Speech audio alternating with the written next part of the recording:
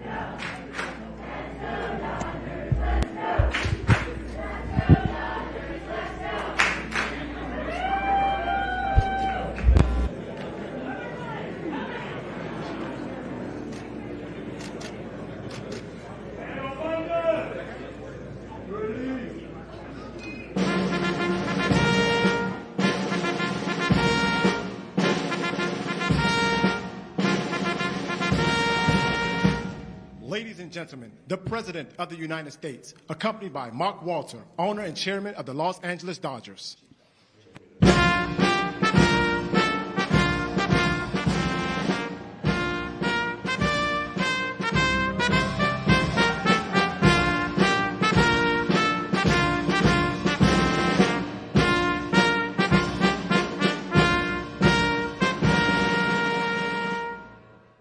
a good-looking group.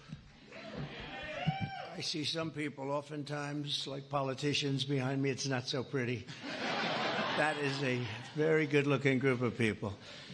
And I'm thrilled to welcome to the White House and very special people, actually, very talented people, the 2024 World Series champion, the Los Angeles Dodgers.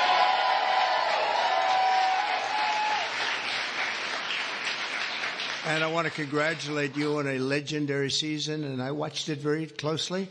Some of those teams were home teams, and you did a big number. You're really amazing how it all came out and how it all ended. With us today is Dodgers owner and chairman Mark Walter. Thank you very much, Mark. Congratulations. President Stan Kasten, one of the greatest managers of the really ever to wear the Dodger blue, Dave Roberts. What a time he's had.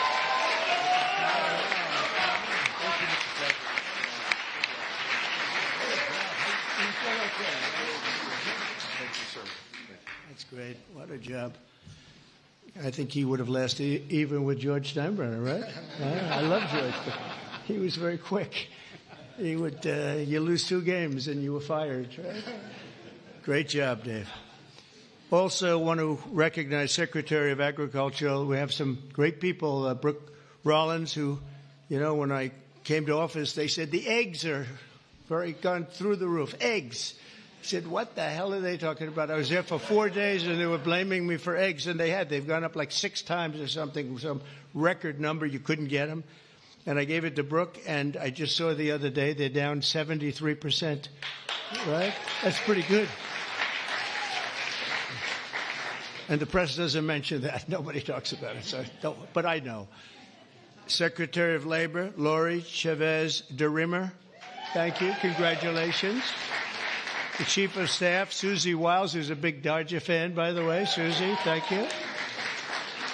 And we have also Representatives Kevin Kiley, Congressman Kevin Kiley, Young Kim. Thank you. Congratulations. Great job. Jay Olbernolte. Jay. Thanks, Jay. Nanette Barragan. Nanette, where's the... Hi, Nanette. Oh, look at that, huh? What nice outfit. One of my favorite people, Gus Bilirakis, Congressman. Hi, Gus. Addison McDowell, new to the Congress, but doing a great job. Thank you, Addison. A real good baseball player and a friend of mine, Roger Williams. Great job. And another new congressman, but he's been there a long time in a mental sense, because he has really done a job and he knows Congress very well. He was with me for 7 years. Brian Jack.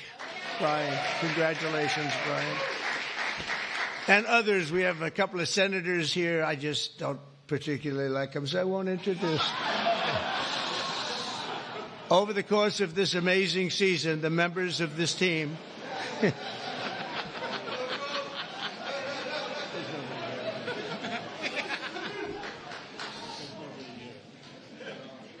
I didn't think it was that big a deal, actually. Washington. Over the course of this amazing season, the members of this team gave us some of the most incredible performances ever seen on the baseball diamond. In all of baseball history, only 6 players have ever hit 40 home runs and stolen 40 bases in a single season. And an elite group known as the 40-40 Club. It's a 40-40 club, and very few people make it. But unanimous National League MVP... Shohei Ohtani.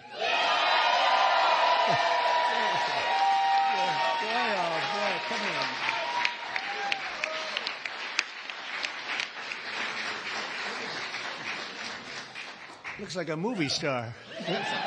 He's got a good future, I'm telling you. All of them, and he did something even more, because he became the first ever member of the 50-50 club. So 40-40 is top. Hitting 54 home runs and 59 steals, and an accomplishment unparalleled in 149 years of Major League Baseball. Think of that. That's just incredible. Even more incredibly, Shohei clinched that achievement in what some have called the greatest game ever. Was it that good of a game? That was a pretty good game, actually, right there. Is he good? Only getting better. And he's getting better. Getting better. That's scary for a lot of people, huh?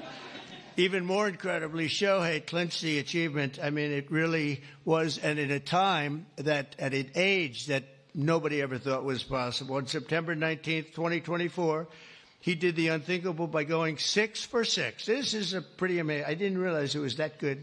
I saw that game. 6 for 6 against the Marlins with 3 homers, 10 RBIs, and a pair of stolen bases. Other than that, it was not a great game.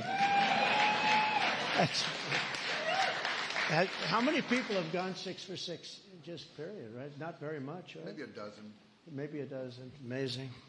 As you know, the Dodgers were down a lot of talent on the mound last season due to injury. The resilient group used 40 different pitchers, the most ever by an eventual World Series championship team. They had to go and get them. I don't know how they got them and where they got them, but they got them because they won. I know you especially miss the heart and soul of the pitching staff, Clayton Kershaw, who is really fantastic.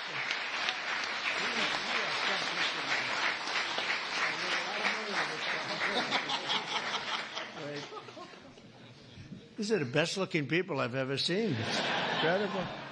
But Clayton has been unbelievable, and if you look at his records and you look at the stamina, the endurance that he's had, and we're really happy to have him. I'm glad to meet him. I've watched him for a long time. He's a young guy yet, but you are a young guy, but I've watched you for a long time. So congratulations. Amazing. All year the Dodgers faced down adversity. You entered the playoffs battered and bruised, but not broken.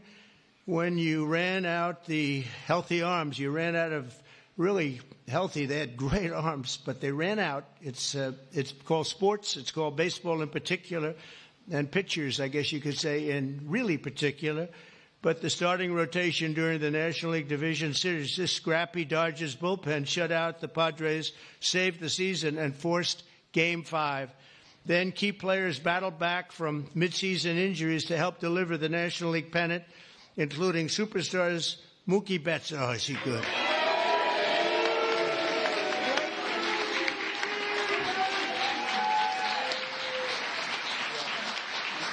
Good looking.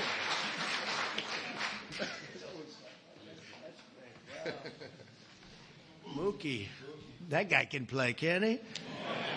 I mean, unbelievable. You really, Mookie is, I've been watching it. I don't want to say I watched him when he was on Boston, but I did. I didn't think that was a particularly good trade when they made it, and I happened to be right. And Max Muncy, I want to congratulate Max. Max. Come here, Max. His arms are very strong when I touch them. I'm used to shaking politicians and hitting their arm, and it's like Jell-O. And now it's like steel, all these guys. But Max, that's great. And also Yoshi Yamamoto. Yoshi.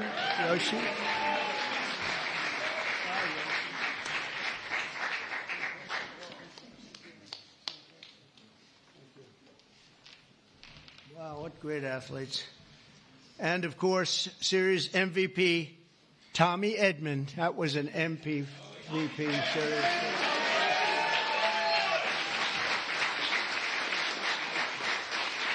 Good feeling, right?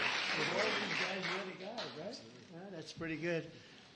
That's a lot of talent you had to beat out there for the MVP. But they all had an incredible. Tommy was 407 with 11 RBIs in 6 games. That's not bad, right? That's not bad. Great job. When it counted, too. Next game, the blockbuster World Series against another iconic team known as the New York Yankees. I love the Yankees.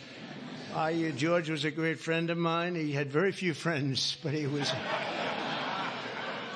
And if you want to sit for 9 innings with a game watching the Yankees play with George, you were exhausted by the end of the game. It was actually hard work, but we love George. And they're doing a good job, and they're doing well this season, and you're already 9-2. And so you're doing a good job. Maybe you see the same thing over again. In Game 1 of the World Series, Freddie Freeman, on a sprained ankle. He's a great player with a broken finger and a broken rib, channeled Kirk Gibson's legendary walk-off home run in Game 1 of the 1988 World Series. That was a game that pretty much everybody remembers. He could hardly swing the bat, but he swung it one time, and it was a shot. On the first pitch Freddie saw in the bottom of the 10th, he hit an unforgettable walk-off grand slam home run, the first in World Series history. It's amazing. The Dodgers rode the momentum to win 2 of their next 3 games, placing them on the verge of baseball immortality in a dramatic Game 5, down 5 runs on the top of the 5th.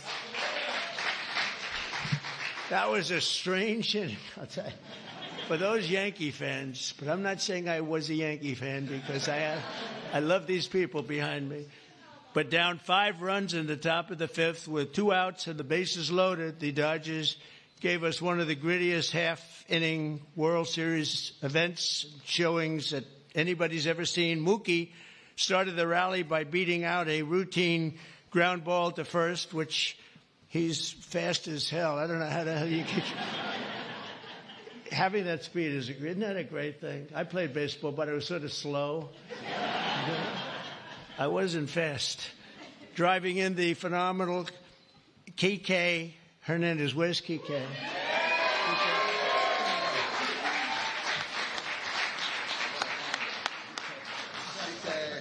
It's a hell of a group. Then Freddie drove in 2 more runs, and Teoscar Hernandez drove in another couple of runs.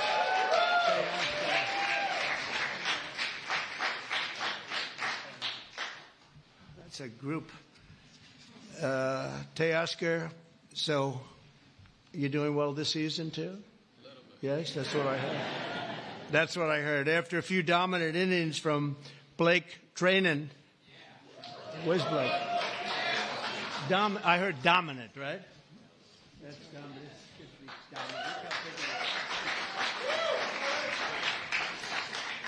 Great job, Blake. And the team was crowned the World Series champion against a great team. The Yankees are a great team and always a great franchise. And I guess, I don't know, like 28 or something. They've won a lot, probably, maybe more than any team in history overall.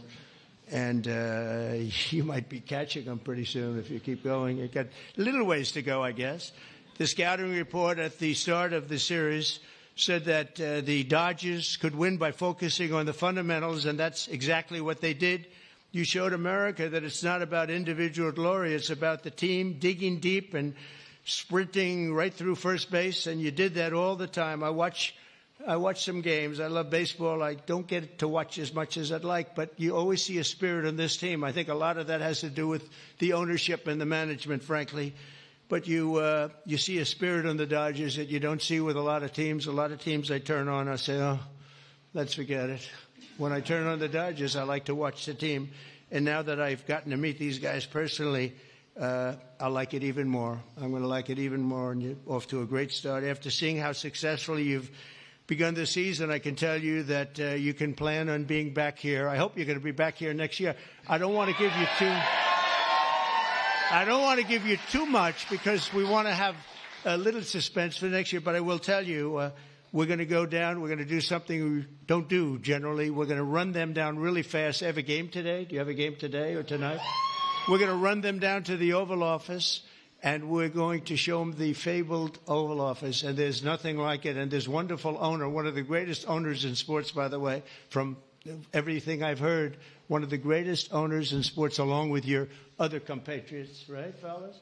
It's a great team of owners, and that's very important. But he said they'd love it, and I think he'd like to do it himself. So we'll get out of here, and we will run. We'll sprint down, and we'll see the Oval Office, which is really something to see, you know? It's funny. People come from all over, the biggest people, the richest people, the most powerful people, and they come and they go into the Oval Office and they just stare.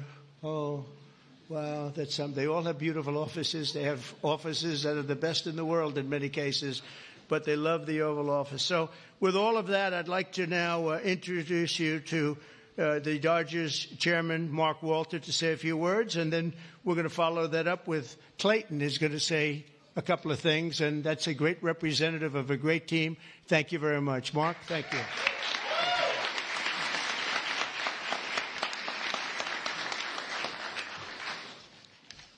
Well, thank you very much. We're very pleased to participate in the tradition of bringing champions to the White House.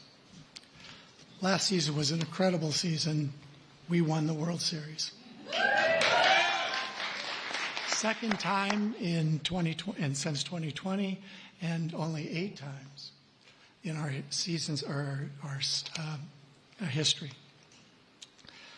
We played in front of almost 4 million fans, and we had many millions more on television. Our global following has soared, and not only from Shohei Ohtani, but also from Mookie Betts, Freddie Freeman, Clayton Kershaw, and many, many more. Alongside this on-field success, we have been deeply immersed in our community. Our players and managers have supported have each had foundations and support for communities. Our trust last year has committed $100 million to help Chicago or LA Fire. And so on behalf of the organization, I want to thank you. Thank you very much.